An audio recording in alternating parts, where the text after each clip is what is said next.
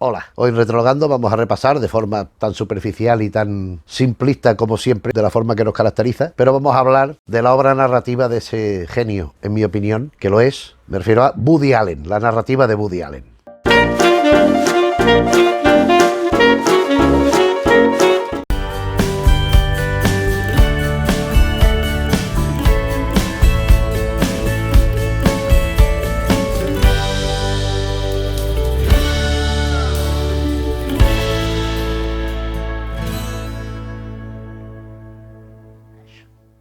Woody Allen, un cineasta neoyorquino universalmente conocido, con una cincuentena de películas a su espalda, que algunas son maravillosas, sobre todo a mí personalmente me interesa mucho desde el inicio hasta la época que hace las películas con Mia Farrow, hasta Maridos y Mujeres, Misteriosos Asesinatos en Manhattan, toda esta, Delitos y Faltas, pero Balas sobre Broadway, ya la época posterior ya me interesa menos. Pero películas pues tan conocidas, tan importantes en la historia del cine como Manhattan, como Annie Hall, como Zelig, como todo lo que usted quería saber sobre el sexo, pero no se atrevía a preguntar. En fin, tantas películas maravillosas y divertidísimas que nos han hecho pasar tan buenos ratos. Pero a esto le dedicaremos en su momento a Ana y sus hermanas. Cómo me voy a olvidar de este prodigio también. Pero eso ya hablaremos en su momento del cine de él. Hoy nos vamos a ocupar de su narrativa, de su obra en prosa, porque Woody Allen, por encima de todo, se autodefine como escritor.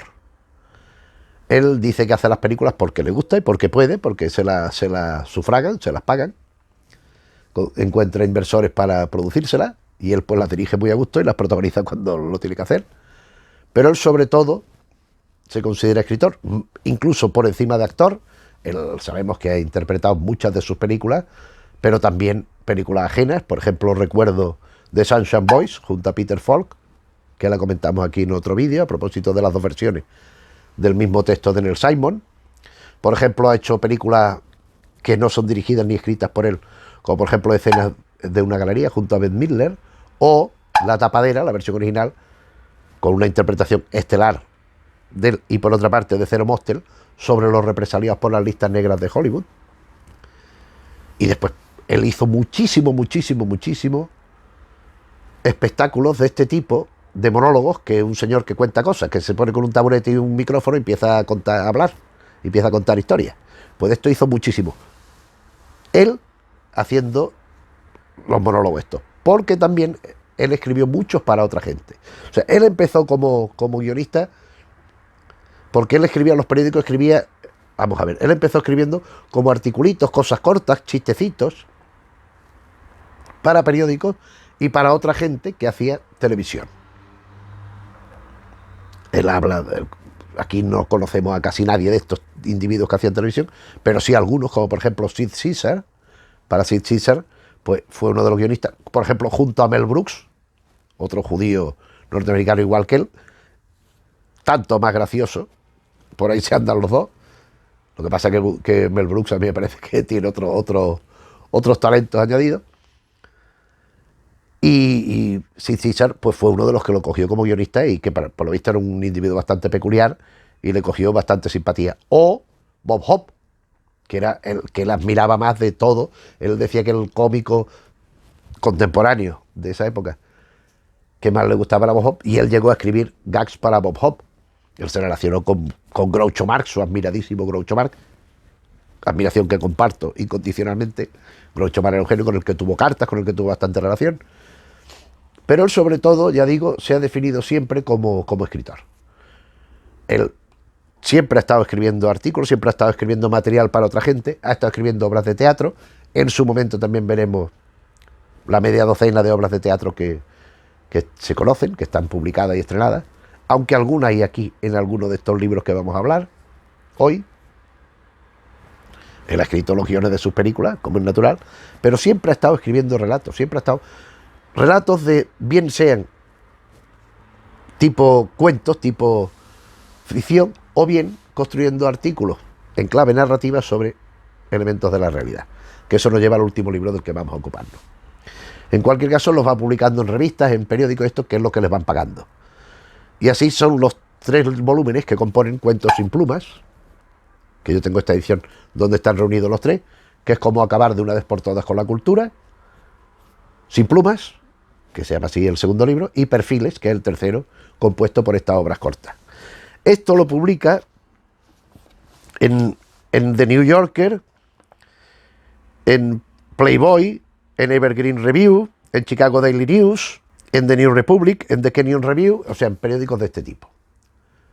Y después lo fue recopilando en estos libros. En estos 3 libros, que ya digo, están aquí reunidos en este volumen, que a mí me parece magistral.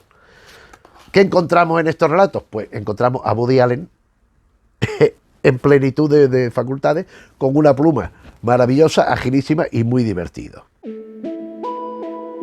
No voy a ir cuento por cuento, porque son bastantes, o sea, aquí habría que... Ni voy a ir cuento por cuento, ni voy a hablar de ninguno en específico. Algún detalle de genérico de varios, pero... ¿Por qué? Porque aquí los temas son los mismos de siempre. O sea, que encontramos, pues, Nueva York. Nueva York es un protagonista de los relatos, así como de las películas de Woody Allen. Yo creo que Nueva York es un personaje de la etapa inicial e intermedia, ya de las posteriores no, porque ya va fuera de Estados Unidos a rodar y todo esto, pero en la primera etapa Nueva York es un protagonista absoluto, porque él es un enamorado de Nueva York. Y esto se nota en su cine y en su teatro. Nueva York, encontramos también pues sus preocupaciones sobre sus neurosis, sobre las mujeres, sobre el sexo, sobre la muerte, sobre Dios, sobre los problemas de creencias de la forma de la religiosidad de los judíos. Él es judío, entonces, pues, lo que pasa es que es un judío bastante heterodoxo, ¿no? Porque él no sigue ninguna pauta de eso. Supongo que él es judío por tradición, por tradición familiar, pero no creo que sea practicante en nada en absoluto, ni que vaya a la sinagoga, ni supongo que le harían el bar mitzvah y todas estas cosas, pero... Entonces, estos son los temas que va tratando, los mismos que en sus películas. Es que a mí me parece que en sus películas hay una clave muy importante, sobre todo a partir de cierto momento, en las iniciales no, que es que junto al humor hay un ingrediente muy importante de suspense. O sea, pienso en Misterioso Asesinato en Manhattan, que el vecino se supone que ha matado a la mujer, que sí o que sí no, Delitos y Faltas, donde hay la trama de Martin Landau con la mafia, con lo que hacen con la amante, Bala sobre Broadway, el gángster tal y cual. Después en Sombras y Nieblas, que parte de un texto que está aquí, el original está en uno de estos libros,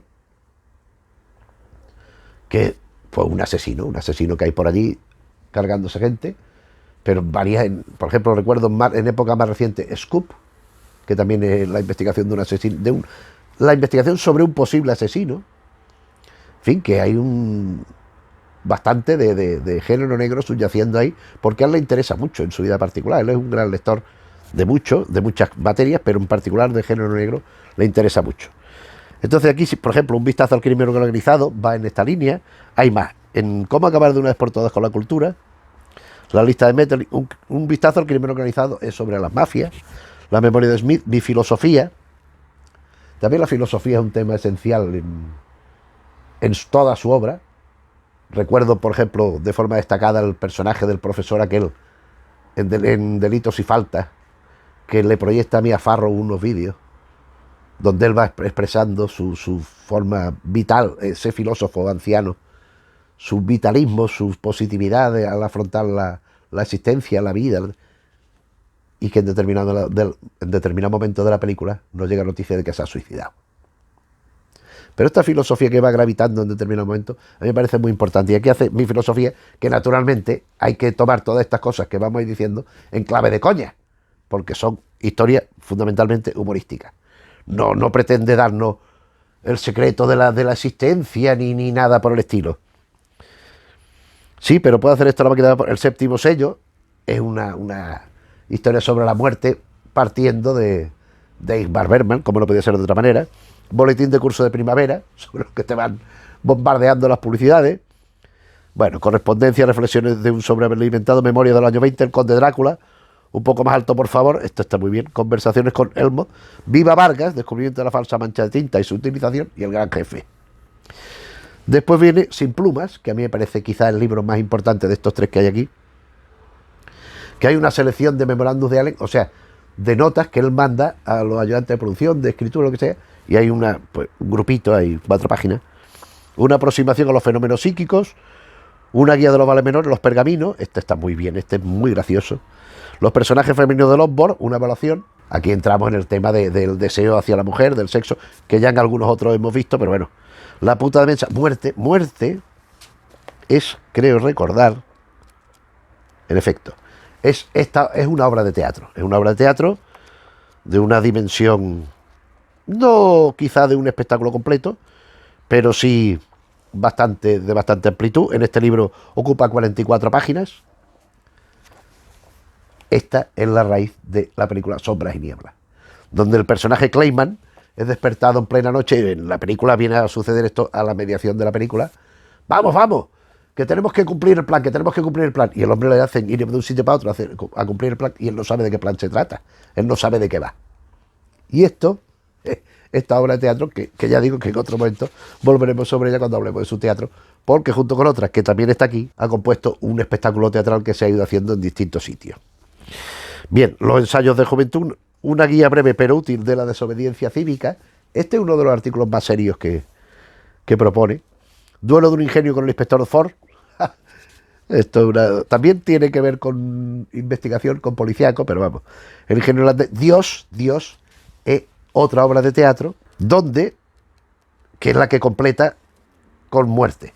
Muerte y Dios era el título genérico de un espectáculo compuesto por esa obra que menciono y por esta Dios, donde hablan un autor y un actor, son unos personajes extraños.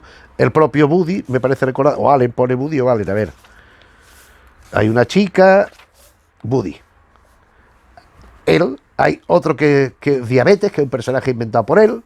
Hay un guardia, en fin, que hay una serie de personajes, un coro, porque a él le gustan mucho los coros. También en otra película maravillosa, Poderosa Afrodita, aparecen los coros griegos allí interactuando con la película, con un corifeo que habla con el personaje que hace Woody Allen, interpretado por Murray Abraham, maravilloso como siempre. En fin, pues Dios es otra de las obras que compone este libro, teatrales me refiero, fábulas fantásticas de animales míticos, que naturalmente son leyendas urbanas, son cosas de la ciudad, de mítico no tiene nada, a media voz muy bajito, si los impresionistas hubieran sido dentistas, esto a los dentistas también les llama mucho la atención.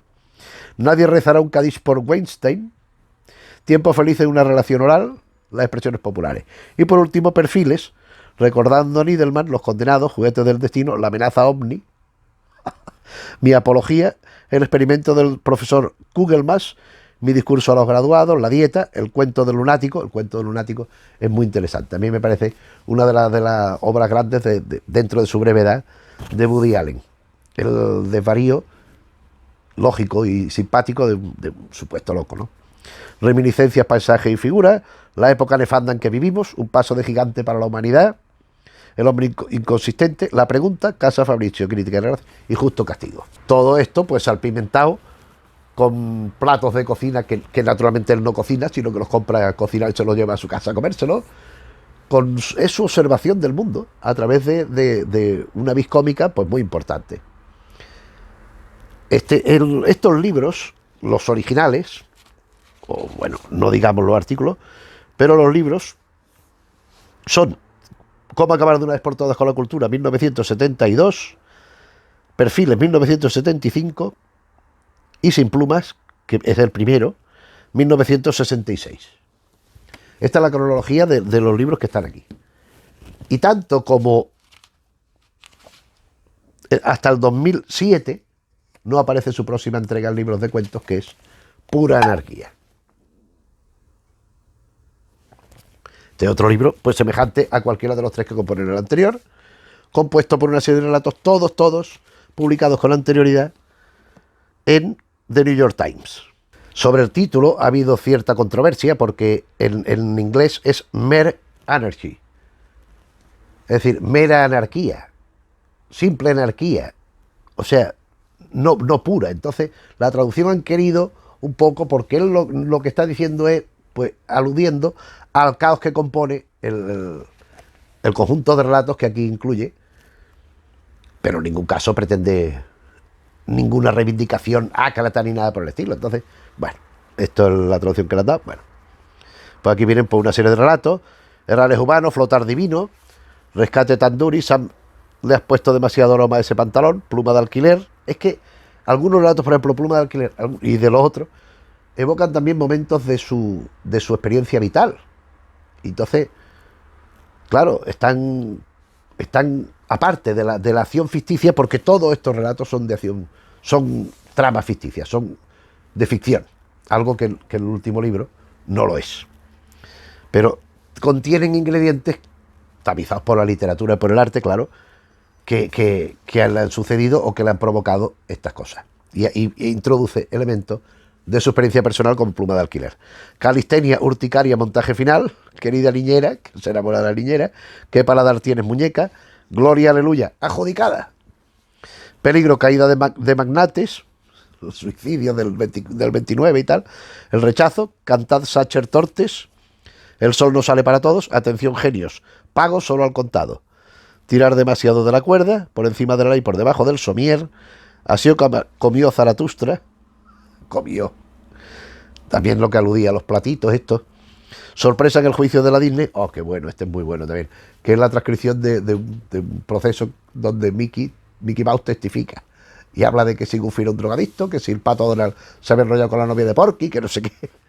Y la ley de Pinchot es la que concluye este libro. En cualquier caso son libros, son relatos muy divertidos, muy en la línea de Woody Allen que conocemos, que todo el mundo sabe, bueno, que podemos encontrar pues a Woody Allen en esencia.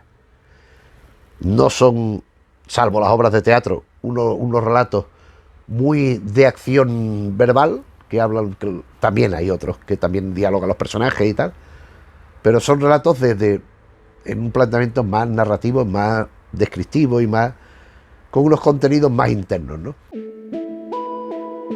Pero para la interioridad y para prueba de lo que es su interpretación de la realidad y su forma de vivir, a propósito de nada, su autobiografía. A mí este libro me ha parecido sorprendente, me parece un libro maravilloso. Es un libro que tiene momentos graciosísimos y yo creo que es muy honesto, aunque hay una parte, como una cuarta parte del libro que a mí me sobra, pero entiendo que lo haya hecho. Aquí en este libro empieza hablándonos de sus padres y de sus relaciones familiares. Es que es la bomba, es que no se puede ser más gracioso. Es que este libro, de verdad que es que yo lo estaba leyendo en la cama, yo me lo he leído en la cama en 2 o 3 sentadas, y es que yo estaba allí leyendo con mi lamparita, y es que me tenía que parar de leer, porque me estaba riendo a carcajadas de las ocurrencias, de las tonterías que se le ponían, que se le ocurren y que va poniendo. Por ejemplo, habla de su madre. Habla de su madre y dice que, hombre, podía buscar la cita, pero como me acuerdo, se lo leí. Esto es reciente, este libro es de 2020, quiere decirse que no es que sea. Él habla de su padre, que tal y cual, y de su madre, que su madre tenía un don que mantuvo a lo largo de toda su vida, que estar todo el día quejándose. Esa era la virtud de su madre. Se quejaba por todo, siempre todo le parecía mal y siempre estaba reprochándolo todo. Y él lo dice así. Pero después, por ejemplo, está leyendo cosas, porque él habla aquí, todo esto que he referido antes, de cuando él escribía para Sid Caesar, cómo lo trataba, con Bob, cuando conoce a Mel Brooks, cuando conoce a uno con otro, cosas que ha hablado con Groucho, con otro, con otra gente, con gente que yo no conozco. Y entonces, por ejemplo, con uno de ellos habla, que debe ser un humorista muy conocido allí en Estados Unidos, que le gusta mucho pescar con moscas. Y que él mismo se la hace, y que el propio Woody Allen la acompañó. Y él consiguió hacer unas moscas de estas, que se elaborarla él mismo, pero lo único que conseguía sacar eran las carcajadas de las truchas que la veían. O sea, entonces se ponía a pescar las truchas, ¡ah! Se ponía a reírse de la mosca que había inventado él. Después, en otro momento, también a propósito de la pesca, me acuerdo de otra chorrada. Va con su hijo adoptivo, con un hijo adoptivo de la Mia Farrow, a pescar, y el niño tiene muchas dotes para pescar, pero él sigue con la suya, que es coger el anzuelo, un anzuelo de una marca carísima, y empeñarlo en la copa del árbol más cercano que esté a la espalda, empeñar los anzuelos allí. Cuando tira para atrás para lanzar, lo engancha en el árbol, ¡pah! Y viene sin el anzuelo. Y lo explica así. En fin, Es que son cosas que me hacen mucha gracia. Entonces, y cómo va planteando todo. Pero en definitiva, el libro tiene tres partes, tres secciones que van intercalándose unas con otras, todas con mucho humor, todas con mucho humor. Una lo relativo a sus cuestiones personales, otra a sus cuestiones profesionales y el tercer aspecto que lo dejo para el final. En cuanto a las cuestiones personales, tenemos su familia, sus padres, sus novias, las novias por lo menos las que le han dejado huellas, sus compañeras, porque con algunas ha sido novio, con otras se ha casado, con otras ha convivido, por ejemplo con Diane Keaton, con la que mantiene una relación maravillosa, no solo en sus películas, sino en la actualidad. Esta foto de la contraportada está hecha por ella, aquí lo pone. 2019, Diane Keaton, que es el así medio tumbado en un retrepado en un sofá. Esta foto es de Diane Keaton. Habla de Mariel Hemingway y como no de Mia Farrow y de bueno de las que y de la Sonji de la actual. Habla de mucha gente, de amigos, de cosas que le han pasado y en lo profesional intercala también cuestiones relativas a emociones, a relaciones con gente, con pues relación profesional, lo que nos lleva al aspecto profesional.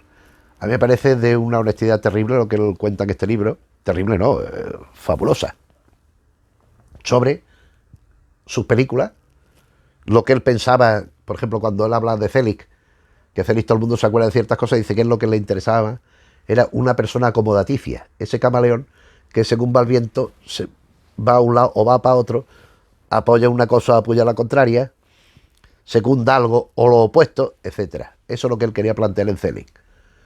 Él va explicando cómo va desarrollando las ideas, de cada película le dedica un par de párrafos, no abunda en las distintas películas, sí, por lo general en la recepción, diciendo que esta película no vendió una escoba, que aquella funcionó bien contra pronóstico, habla de por qué no fue a recogerlo el Oscar cuando se lo concedieron por Annie Hall, a la mejor película, habla de su pericia, según él, inexistente al clarinete, que él va tocando y que le gusta mucho tocar con su banda, pero que dice que lo hace muy mal. Va bien, él te das cuenta de que es una persona que él al público lo valora. O sea, él dice que no lee las críticas, que él le da igual lo que diga un otro, pero a él le gusta ir a un sitio y que lo traten bien, que lo reconozcan tal. Él habla de su fobia, por ejemplo, él tiene miedo a entrar en los sitios. Dice, yo no es que no vaya a los sitios por prepotencia, por soberbia, no. Y yo ir a los sitios sí iría. Lo que no puedo es entrar. O sea, él tiene un trauma, que es entrar a un sitio. Cambiar de un ámbito a otro. Eso es lo que a él no le gusta. Una vez que está dentro, ya sí, ya se lo pasa bien. Pero es ese proceso de entrar. Pero nos vamos dando cuenta que es un personaje complejo, un personaje que de pronto tiene, o sea, conocidas y de forma consciente una serie de traumas y de cosas, pero también otras que subyacen, que detectamos como lectores, que no las dice abiertamente, sino que las detectamos leyendo entre líneas lo que nos está contando, ¿no? En cuanto a sus películas, pues hay cosas que dice que son muy interesantes de saber, porque yo de otra forma yo no las sabría por lo menos, a lo mejor otra gente sí que sabe más que yo. Y no solo por la lectura de los guiones, sino por circunstancias. Por ejemplo, habla de Delitos y Faltas, que a mí es de sus películas favoritas, de las que más me gusta. Él habla de que la trama de él la tenía que haber quitado. Que a él no le interesa, tenía que haber desarrollado más la de Martin Landau. A mí me parece que sí, que la de Martin Landau lo podía haber desarrollado, pero también la suya, que me parece una subtrama estupenda, con todos los matices. O sea, cuando él va haciendo el documental sobre el personaje que interpreta Alan Alda, su relación con el personaje que hace Mia Farrow, después con el otro hermano, bueno, por supuesto con su mujer, que es la hermana de Alan Alda, y después con los hermanos, con Martin Landau y con el otro que rabino que se queda ciego. A mí me parece que es un personaje portentoso. Yo no sé por qué dice que lo querría quitar, pero bueno. Y de todo esto que habla sobre las películas, a mí me han interesado dos cosas sobre todo, que debieran de estar grabadas con un cincel en la piedra de cualquier persona que quiera hacer cine, porque es que me parecen dos verdades como dos puños auténticas. Una yo siempre la he dicho en mis clases y la otra pues no, pero también me gustaría incorporarla. Una, que es la que yo he dicho siempre, es que cuando uno hace comedia, yo siempre he dicho que el ritmo es fundamental en el teatro, en televisión, en el cine y tal. desde la escritura, desde el mismo proceso de escritura. Si tú ves, por ejemplo, un guión de Fraser, por poner una serie cómica, humorística estupenda, los guiones son muy extensos, son muy amplios. O Esto se hunde, Rising Dam, de Eric Chappell, cada capítulo es muy largo. Sin embargo, ves series como, por ejemplo, Arriba y Abajo, que también hicimos aquí vídeos, como de todas estas que estoy diciendo, o de La Joya de la Corona, y son la mitad, porque permite pausas, permite recrearte en decorado, en espacios abiertos, lo que sea. Pero la comedia tiene que tener un ritmo muy ágil. Y Woody Allen dice y además habla al lector, porque en muchas cosas, en muchas partes del libro, alude directamente, conversa con el lector. Le habla directamente. ¿Tú qué piensas de esto? Por ejemplo, dice que en no sé qué rodaje estaban en un sitio en Londres, me parece, y necesitaban que lloviera. Y resulta que esos días hacía un sol espléndido, lo cual retrasó varias semanas todo el rodaje. Y añade, los productores, los inversores de la película, me dijeron que tranquilo, que lo importante es que la obra saliera bien, que fuera un resultado magnífico y que lo demás no importaba nada. Punto y aparte. Si te has creído eso, debo decirte que tengo el puente de Brooklyn, lo tengo en una oferta maravillosa, seguro que te interesa comprármelo. Es que son una chorrada. Pero está bien, una forma de decir que ya ves lo igual que da. Pero bueno, lo que él dice, si quieres hacer una película de humor, juega con la velocidad. La velocidad es tu amiga. Eso me parece el padre nuestro de la comedia. Es que el ritmo rápido es imprescindible en la comedia. Y otra recomendación que habla, y esta yo sí que no la incorporaba porque no se me había ocurrido, pero insiste varias veces a lo largo del libro, es que en la película no le interesa el resultado de la película. Él, lo que le interesa de hacer una película es, primero, el proceso de creación, de invención de los personajes, de ir tomando notas, de ir hilvanando ideas, de ir estructurando, y después el proceso de rodaje. La preproducción, el contacto con los compañeros, con los actores, con los iluminadores, con los profesionales que le rodean, el rodaje en sí mismo y el montaje. Y una vez que la ha terminado, se olvida de la película, no le interesa. En las que él ha intervenido como actor, que no son suyas, salvo La Tapadera, dice que no la ha visto, escena en una galería, dice que no la ha visto. La que hizo de Sunshine Boys no lo recuerdo, pero quizá tampoco. Pero es que de muchas suyas, dice que claro que la ha visto porque no va a decir que no la ha visto, no tiene más remedio. Pero no le gustan. Entonces él no va a recoger premios, no va a los premios, no va. Ni a los homenajes, no va.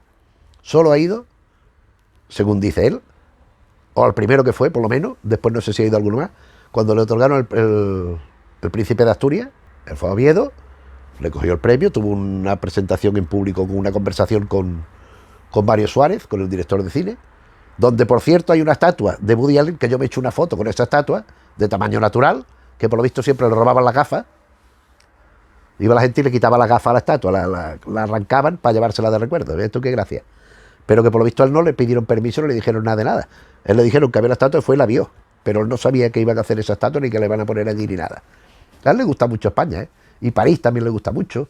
Londres, menos quizá, pero Italia también le gusta. Venecia le gusta mucho. En fin, a lo que iba. Que él el resultado de la película no le interesa. Lo que le interesa es el proceso desde el inicio hasta la terminación de la película. Es decir, todos los trabajos previos de elaboración, la preproducción, el rodaje, la edición y postproducción, y hasta ahí. Ya la distribución y todo eso, que se ocupen otros. Y eso a mí me parece muy importante, porque eso es lo que demuestra que es un artista. A él la fama, los premios, todo esto, hombre, le importarán por lo que conlleve de beneficio económico. Pero a él no le preocupa eso. Él no va buscando ir a los sitios en olor de multitudes, ni que le aplaudan, qué bueno usted viendo la película. No. Él lo que le interesa es todo lo que hay por medio. Otro rasgo de honestidad a propósito de esto es que él habla de que los montadores y gente que le ayuda, que le pone músicas y cosas, que le ha salvado las películas. Que él ha visto una película montada como él pensaba y le ha parecido una mierda. Ha venido un montador que él conoce, que le resulta de confianza, lo ha cambiado y ha salido otra película distinta que ha funcionado bien.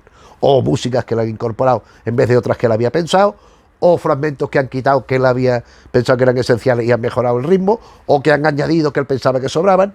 O sea, parece ser que él aunque él exige el control absoluto de todo, del producto entero, porque él lleva el guión, la dirección de actores, todo lo controla él, odia los castings, dice que los odia, además yo comparto también eso con él. O sea, hay unas personas haciendo lo mejor que saben para decirle a la inmensa mayoría, no, ya te llamaremos o ya te puedes ir. Y muchas veces cuando ya tienes previsto a quién vas a elegir. En algunos casos siempre es indeciso y que dice que ha habido Diane Keaton, por ejemplo, y que le ha funcionado estupendamente. En fin, Woody Allen es de los directores que yo creo que ha trabajado con más actores célebres, famosos de la historia. Porque yo creo que se podía hacer una lista de los contemporáneos súper famosos, más de los que no han trabajado con Woody Allen que de los que han trabajado. Sería quizá más extensa la relación. A lo que iba. Que esto en cuanto a la parte de la profesión. Ya digo, muchas reflexiones sobre el aprendizaje, sobre la realización, sobre sus películas, sobre la realización, no dando consejos técnicos, ¿eh? No te pongas, no, eso nada, para nada. Eso es un libro que es para todos los públicos. Para todos los públicos que les guste Woody Allen, claro, se entiende. Y vamos a la tercera parte, que ocupa más o menos una cuarta parte de la extensión del libro, en dos bloques, que en mi opinión es lo que, siendo comprensible que esté incluido, pero a mí es lo que me ha interesado menos, que el tema de Mia Farrow y del supuesto abuso de menores. Aquí él da su versión, naturalmente, apoyada en hechos que él demuestra y que están disponibles para quien los quiera buscar, porque él realmente es cierto que él ha sido muy maltratado en este asunto. O sea, Mia Farrow es una persona bastante desequilibrada, todos sus amantes, compañeros, maridos lo han dicho, incluso sus hijos, incluso lo ha adoptado. A ella se le suicidó un hijo adoptado y otro también se murió de no recuerdo qué, enfermo. Ella, no, qué bien, los acoge y después los deja. Hay algunos hijos adoptivos que los tenía como si fueran los criados de la casa, que la gente iba allí y pensaban que eran los criados, los empleados que iban allí a servir la comida, a limpiar y cosas de estas. Pero es que después ella se aferraba a alguno y tiene que ir a Rodar a París, se tiene que llevar niños, al otro no sé qué. Entonces Woody Allen explica cosas que han ido sucediendo, porque ellos no han llegado a casarse nunca. Yo creí que sí, pero no. Igualmente que Sonji no es hija adoptiva de Woody Allen y de Mia Farrow. Era de Mia Farrow con otro señor anterior, con otro marido anterior. Yo no tiene absolutamente ningún lazo familiar ni legal con Woody Allen hasta su emparejamiento sentimental. O sea, esto de que se ha contado que él se dedicaba a beneficiarse, eso es mentira. Porque incluso, según cuenta él, cuando él estaba con Mia Farrow, Sunji a él no lo podía ver, se llevaba muy mal. Ella lo despreciaba mucho y casi que ni le hablaba. En definitiva, él habla de que bueno, después de las parejas anteriores que ha tenido tal igual, él conoce a Mia Farrow, cómo fue la relación de unirse, que ella de pronto le decía cosas raras, quiero tener un hijo tuyo, tal igual. Y su relación con los hijos previamente adoptados por ella. Está Sonji, pero después hay otro que se llama Moses, hay otra chica que es la que trae el problema después, y los quiere mucho y se lleva muy bien con ellos. Este Moses, por lo visto, tiene un blog, tendrá unos 30 años, tiene un blog donde ha contado muchas cosas de su madre adoptiva, porque él en cuanto ha podido se ha quitado de en medio, porque Mia Farrow lo trataba, creo que tiene una parálisis parcial, y un chico que tiene ciertos problemas, pero que lo ha podido superar con ayuda, entre otros, de Woody Allen, al que considera su padre, porque lo quería muchísimo, y se lo llevaba a su casa, a él y a la hermana adoptiva, se la llevaba a su casa, y tal y que cual. Siempre por cariño y le regalaba cosas, y esto Mia Farrow no lo pudo consentir. Entonces, en el momento que se separaron, no quiso que tuviera ninguna relación, intentó legalmente impedirle que tuviera acceso a ellos, y tal y cual. Y entonces empieza el problema. Ella lo denuncia por abuso a la niña dice que no, Dylan se llama la niña dice que no, hay psicólogos, hay revisiones médicas que dicen que no ha habido tal abuso. Pero hay un juez muy conservador que dictamina que bueno, que no hay evidencia de que haya habido abuso, aún así le restringe mucho el acceso a los niños, en particular a la niña, a Woody Allen. Algo que le llena de dolor. Él ya está con Sonji, ella le ayuda mucho, le maneja la vida, le administra el dinero, el ir a un sitio a otro o dejar de ir, y esto, bueno, pues le da mucha estabilidad, le proporciona tranquilidad. Han adoptado también al niño unas mellizas, tal y cual. Y van pasando los años, ya aquel juicio, esto es para leerlo aquí. O sea, él habla de los informes, de las investigaciones, de los testimonios, de psicólogos, de psiquiatras, de médicos, de amigos, de familiares, de gente que los conocía. Y bueno, te va dando una composición de lugar y que Villaforro le dice, tú, me voy a vengar de ti con algo peor que matarte. Y es quitándole el amor de su hijo y el cariño de su hijo y tal. La cuestión, que entonces la niña tiene 7 años. Pero cuando pasan unos 20 años, 21, me parece que la niña tenía 27 o 30, la hija esta, la hija adoptiva, ha estado sufriendo un lavado de cerebro de que el padre la había poco menos que violado, que la había llevado a un desván al que los niños no podían subir, ni iban para nada, ni él tampoco, para acostarse allí con ella, que él hacía que le chupara los dedos, que le hiciera no sé qué, y todo era mentira, por lo visto. Bueno, eso dice él. Yo no lo sé tampoco, pero yo me lo creo. O sea, yo de las versiones que he visto, a mí me parece más honesto lo que dice Woody Allen que el otro, que me parece más extraño y más peregrino, ¿no? Aunque vaya a saber, tampoco puedo poner la mano en el fuego, pero yo es lo que pienso. En todo caso, volvieron a decir que esta chica, después de todo este calentamiento de cabeza, que recordaba que Woody Allen la había abusado de ella. En el desván, viendo un tren eléctrico, no sé qué. Allí ni había tren eléctrico, ni había forma de ponerlo porque no se podía, materialmente era imposible, pero es que ni ella ni él subían allí, y mucho menos juntos. Entonces ha habido una serie de controversias, de debate, a Woody Allen le han negado el pan y la sal, productores, compañeros de tripulación, y eso sí que me parece en todo punto injusto, porque hay algo que es necesario y obligatorio, que es la presunción de inocencia. Pero él dice aquí que hay una nueva ley física, en el libro este de la proposición de nada, dice que hay una nueva ley física, que en estos casos cuando la mujer dice algo siempre tiene razón. Que es algo que parece que fuera así. Y no siempre, y sabemos montañas de casos, montones de mujeres que han denunciado falsamente a individuos por esto mismo. Y él pone, por ejemplo, para no remover cenizas de casos recientes, de casos contrastados, conocidos, incluso con versión literaria, y estoy pensando en Matar a un ruiseñor, de negros que han sido denunciados por blancas, que lo que han querido es tirar los tejos a los negros. El negro no le ha hecho caso y la han denunciado porque ha abusado de ella. Y la han metido en la cárcel y le han considerado culpable al negro por el hecho de serlo. Incluso personas que se han suicidado. Negros y blancos también. O sea, mujeres que han denunciado hombres por tal, y por el simple hecho de esto, hombre, es verdad que la mujer está en una situación de mayor debilidad, de mayor vulnerabilidad, pero el hecho de decirlo no conlleva que sea verdad. Claro que hay casos que es verdad, pues claro que sí, pero hay otros que no. Y esos también existen. Entonces hay que, antes de opinar, a mí es que me llegaron a decir, a mí me han dicho tantas barbaridades de Woody Allen, porque a mí Woody Allen me gusta y lo digo. Y yo soy afecto a Woody Allen. Entonces, es que Woody Allen estaba follándose a la hija de su mujer, que también era hija adoptiva suya, cuando, primero, ni con Woody Allen nunca se casó con Mia Farrow, nunca fue el padre adoptivo de Sun-Yi, y nunca se la ha merecido hasta porque no se llevaban bien. Entonces, cuando él la empieza a conocer es cuando empieza a deteriorarse la relación con Mia Farrow. Entonces él no quería que supiera y empezaron a verse él y ella y la Sun-Yi a escondidas. Y ella se plantó un día en el apartamento de Woody Allen y encontró unas fotos que se habían hecho Woody Allen y Sun-Yi, pues eso, eróticas y tal. Y entonces ahí, ¡pah!, destapó el frasco de la mierda, le dijo, ahora es cuando te vas a cagar. Y voy a ir por ti a muerte. Y así ha sido. Y ha ido a... te voy a quitar tus hijos, le ha dicho, y lo ha ido cumpliendo, lo ha intentado cumplir. Pero a mí lo que más me sorprende de estas cosas, porque si estas señoras saben que es así, a lo mejor tiene parte de razón, yo no lo sé si tiene parte, yo creo que no, por lo que él cuenta, además él da datos concretos que se pueden verificar, entonces, cosa que ella no ha hecho, por lo menos que yo haya visto.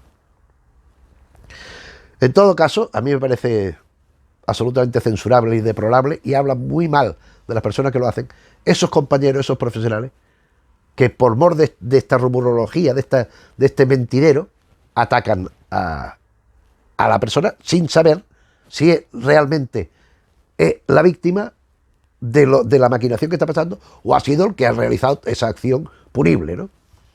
Entonces él habla de actores, que es que no, es que yo detesto haber trabajado con este y el dinero que me ha pagado lo voy a dedicar a obras benéficas, que después es mentira. Pero es que hay actores que lo han dicho públicamente y después en privado le han dicho que se lo han impuesto de la productora. Y lo ha tenido que hacer por miedo, porque por temor a entrar en una lista negra elaborada en colaboración con Mia Farrow de la gente que quiere trabajar con Woody Allen. Y por eso en Estados Unidos no han proyectado muchas de sus películas. Y por eso se ha tenido que ir fuera a rodar sus películas, porque en Estados Unidos nadie quiere producirlas por este papanatismo moral de culpabilizar. Pero bueno, pero es que, o sea, si hay un caso que es claramente que ha sucedido y con agravantes tal, lógicamente que tiene que ser penado, pues naturalmente, y con el castigo que se considere oportuno, y bien estará. Ahora, el que no es culpable no se le puede tratar por el mismo rasero que al que sí lo es. Y en este caso sí lo han hecho, y han ido todos contra él. No todos, una serie de gente. Por ejemplo, Alec Baldwin o Javier Bardem han apoyado a Woody Allen, se han puesto de su lado. Ellos están convencidos de su inocencia, así lo han manifestado, y encantados de trabajar con él. Otra gente no ha hecho esto. Entonces, en el momento del reparto, después tendrán que dar cuenta de por qué hacen las cosas. En fin, yo ya digo, aquí ocupa bastante espacio el libro. A partir de un momento empieza a detallar. Hay un lapso donde sí vuelve a hablar de sus películas, de sus cosas, y regresa cuando la última acusación, ya de la hija llorando en televisión, ya adulta, diciendo que su padre había hecho una cosa y otra, cuando no era verdad. Y gran parte de esa falacia, de esa... porque esta Dylan además tiene un problema desde niña, pero diagnosticado psicológicamente, que no es que se lo invente él. Esta niña tiene dificultad desde pequeñita hasta adulta para disociar la realidad de la fantasía. Las mezcla y no sabe distinguirlas. Entonces una persona así, y le están calentando la cabeza, le están comiendo el coco, le están lavando el cerebro, diciendo una serie de cosas, pues llega un momento en que es que se las cree. Pero es que yo he conocido gente así, que dice una cosa como si fuera verdad, que no tiene nada que ver con la verdad, y se la creen. Y viven de acuerdo como si eso fuera una realidad. Pero coño, pero sí, en fin, no me quiero calentar. En cualquier caso, yo entiendo que se quiere defender. Él ha recibido ataques muy gratuitos en ocasiones y muy dañinos y muy perjudiciales, y que sin duda le han hecho sufrir muchísimo, y si es como él dice, sin razón. En cualquier caso, hay que por lo menos conocer los dos lados, las dos versiones de la historia para poder juzgar. Yo no soy juez en ningún caso, pero a mí me merece crédito y por lo tanto simpatía lo que propone Woody Allen. Con todo y con eso, que además me lo justifica pues su necesidad de dar a conocer su versión, que siempre se ha dado a conocer por los tabloides y todo esto, la versión de la otra, que según cuenta aquí es poco menos que un demonio, pero vamos, además que está medio tarada también, pero bueno. En todo caso, tanta extensión a este asunto, yo lo hubiera reducido al mínimo, porque además fallaron a su favor, aunque el juez después le pusiera una sentencia tan restrictiva, pero fallaron a su favor, y la segunda vez igual. O sea, quiere decir, no ha habido reconocimiento ni condena por eso. Luego, pero sí consecuencias. Y esto es lo que ha justificado, digo yo, que hable de esto. En cualquier caso, el libro es muy aprovechable, 3/4 partes son una delicia, lo que hace reír, lo que te hace pensar, lo que te hace disfrutar, conocer una experiencia tan concreta, pero tan extrapolable a otras cosas. A mí me parece un gran libro, como me parecen todos los de sus relatos que ya hemos referido con anterioridad. Y bueno, pues recomendártelos como siempre, pero de forma especial, porque a mí Woody Allen me parece un talento de primerísima magnitud. ¿Qué quieres que te diga? Espero que si has leído alguna de estas cosas, pues te lo hayas recordado. Si no, que lo leas, porque vas a disfrutar como un enano. Seguramente sacarás otras conclusiones y a lo mejor te interesan más otros temas, sobre todo de la autobiografía, de los que me interesan a mí. Pero esa es la gracia del libro, que es tan plural que puede interesar a todo el mundo. En fin, no así este vídeo, pero si te gusta, pues te agradecemos que le des al me gusta. Si te interesan los asuntos que vamos tocando en el canal, te puedes suscribir. Si conoces gente a la que le pueden interesar y que no sabe que existe el canal, le puedes hablar de que estamos aquí. Pues de lunes a viernes, pues subiendo un vídeo tras otro vídeo. Ya llevamos más de 500, más de 600, no sé cuántos llevamos ya. Pues eso, de ratos de compañía y de compartir recuerdos y cosas de estas que nos rodean. Pues muchas gracias por todo. Un saludo.